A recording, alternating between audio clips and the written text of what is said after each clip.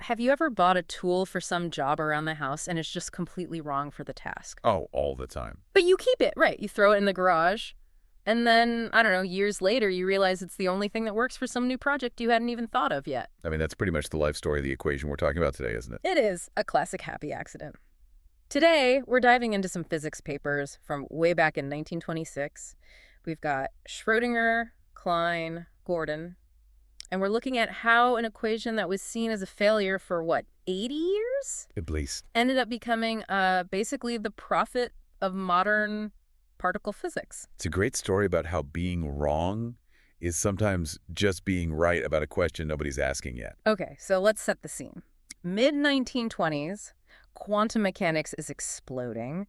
Erwin Schrödinger releases his famous wave equation. It's brilliant. Absolutely revolutionary. But it had this blind spot. It was non-relativistic. It completely ignored Einstein.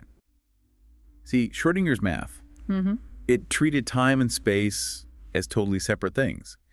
In his equation, time is first order, but space is second order. They're not on equal footing. And Einstein's whole thing with special relativity is that time and space are partners. They're woven together. Exactly. So Schrödinger's equation was great for, slow physics. But it couldn't handle particles getting anywhere near the speed of light. Right. So almost right away, you have these physicists, Oscar Klein, Walter Gordon, and Vladimir Fock working on his own. They decided to force the math to cooperate. They wanted an equation where time and space were treated exactly the same. They took Einstein's energy-momentum relation, the famous E squared equals P squared C squared plus M squared C to the fourth. The big one. And they basically baked that directly into a new wave equation. The result was the Klein-Gordon equation. It was elegant, symmetrical. And it put space and time on equal footing. Perfect equals. But this is where that tool in the garage thing comes in. They build this beautiful relativistic equation, and they immediately try to use it on the electron. Yeah. It just didn't work. Looking at the data from back then, the predictions for the hydrogen atom were just off. Off is putting very politely. Yeah. It completely failed to predict the fine structure of the atom's energy levels.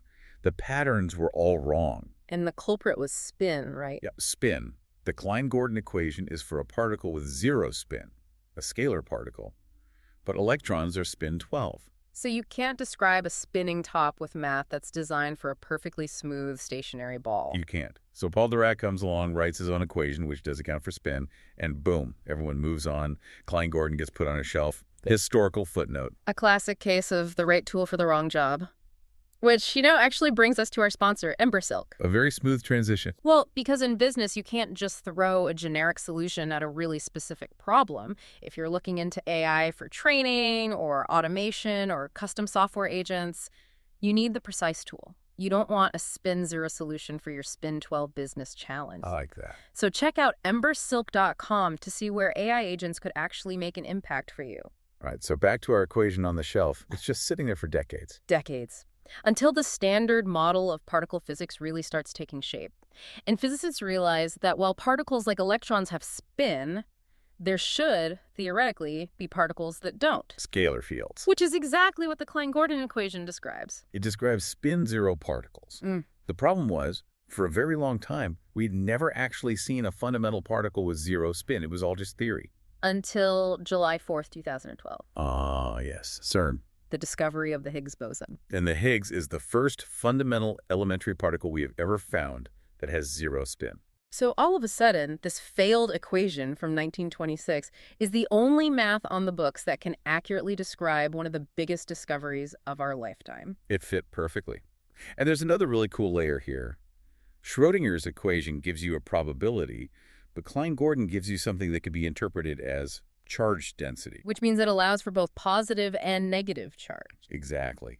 It naturally sort of predicts the existence of antiparticles matter and antimatter long before we really had a handle on what those even were. So it wasn't a dead end. It was just a prophecy. It was sitting there waiting in the textbooks for us to finally build a machine powerful enough to find the particle it was always meant for. That's the beauty of it. No good, rigorous work is ever really wasted in science. Sometimes the theory is just way ahead of the experiments. It really makes you wonder, what other discarded ideas are sitting on a shelf today, just waiting for their moment. Waiting for us to catch up. If you enjoyed this deep dive, make sure you subscribe to Intellectually Curious. And hey, if you learned something, please leave us a 5-star review. It really does help spread the optimism. Thanks for tuning in.